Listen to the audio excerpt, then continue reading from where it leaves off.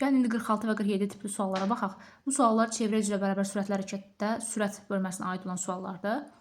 Şərtdə deyilir ki, verilmiş radiuslu çevrə üzrə bərabər sürətli hərəkətdən cismin periodunu 4 dəfə artırdıqda, deməli onda biz nə etməliyik? Birinci qiyməti 4-ə vurub ikinci qiyməti almalıyıq. Çünki 4 dəfə artırıb deyir. Period da T hərfi ilə işarə olduğundan T2 bərabər olacaq 4 T1-ə.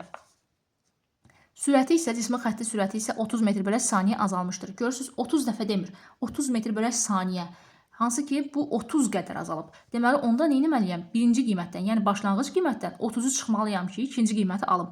Xətti sürət də V hərfi ilə işarə olunduğundan V2 bərabərdir. V1 çıxaq, 30 yazırıq. Bundan sonra bizdən başlanğıc qiyməti, sürətin başlanğıc qiymətini istəyir. Sürətin başlanğıc qiyməti də V1-dir. Yəni bizdən burada V1-i soruşur. Biz bilirik ki, xətti sürətin düsturu V bərabərdir 2πr bölək T-dir. Bu zaman VT-dən burada tərs asılı olur. V1 bölək V2 bərabərdir T2 bölək T1. Yerinə indi yaza bilərik. V1-im yoxdur, yazıram V1 bölək. V2-im var, V1 çıxaq 30-dur. T2-miz var 4T1. T1-im yoxdur, yerinə yazıram. Gördüyünüz kimi T1-lər gedir, ixtisar edirəm. Burada qaldı 4. Və beləliklə çarpaz vururam. 4 vuraq, V1 çıxaq 30. Bərabər olur nəyə? V1-ə.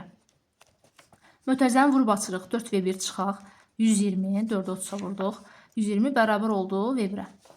Bu zaman bir tərəfə keçirəndən sonra 3 V1 bərabər olmuş olur 120-yə. V1 də bərabər olur 40-a.